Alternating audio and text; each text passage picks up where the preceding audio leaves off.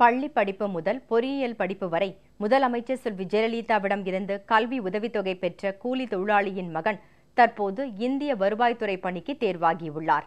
தனது வெற்றியை முதலமைச்சருக்கு அர்ப்பணிப்பதாகவும், முதலமைச்சர் உதவி செய்திராவிட்டால் இந்த நிலைமைக்கு தான் வந்திருக்க முடியாது என்றும் உருக்கமாக அவர் தெரிவித்துள்ளார்.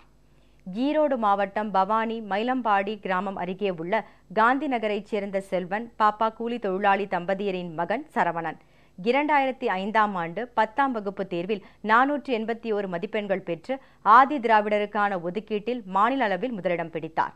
அப்போது முதலமைச்சராக இருந்த செல்வி ஜெயலலிதா அதிக மதிப்பெண்கள் பெற்ற சரவணனுக்கு பாராட்டும் வாழ்த்தும் தெரிவித்தார். ஆனால் வறுமையும் குடும்ப சூழலும் சரவணன் மேல் படிப்பினை தொடர விடாமல் தடுத்தது. அப்போது நோட்டு புத்தகத்தில் இருந்து ஒரு காகிதத்தை கிழித்து மேல் படிப்புக்கு உதவுமாறு வேண்டுகோள் விடுத்து முதலமைச்சர் செல்வி ஜெயலலிதாவுக்கு கடிதம் எழுதினார்.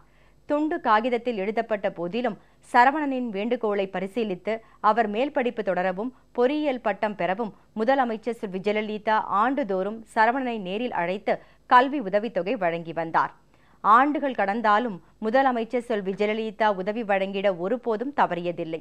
தற்போது இந்திய வருவாய்த்துறை பணி ஒதுக்கீடு பெற்றுள்ளதாகவும், தனது உயர்வுக்கு காரணமாக இருந்த முதலமைச்சர் செல்வி ஜெயலலிதாவுக்கு தன்னுடைய வெற்றியை அர்ப்பணிப்பதாகவும் தெரிவித்துள்ள சரவணன், முதலமைச்சர் உதவி செய்திராவிட்டால் இந்த நிலைமைக்கு தான் வந்திருக்க முடியாது என்றும் உருக்கமாக குறிப்பிட்டார். எங்க அப்பா அம்மா 2 பேருமே கூலி தொழிலாளிகள் தான்.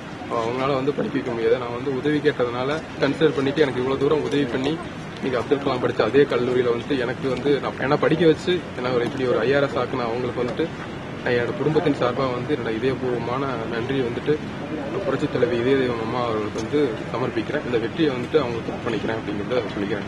ரொம்ப நன்றிங்கம்மா. பயன் தூக்கார் செய்த உதவி நயன்தூக்கின் நன்மை கடலின் பெரிது என்பது வள்ளுவன் வாக்கு. இன்ன பயன் கிடைக்கும் என்று ஆராயாமல் ஒருவர் செய்த உதவியின் அன்புடைமையை ஆராய்ந்தால் அதன் நன்மை கடலை விட பெரியதாக கருதப்படும்.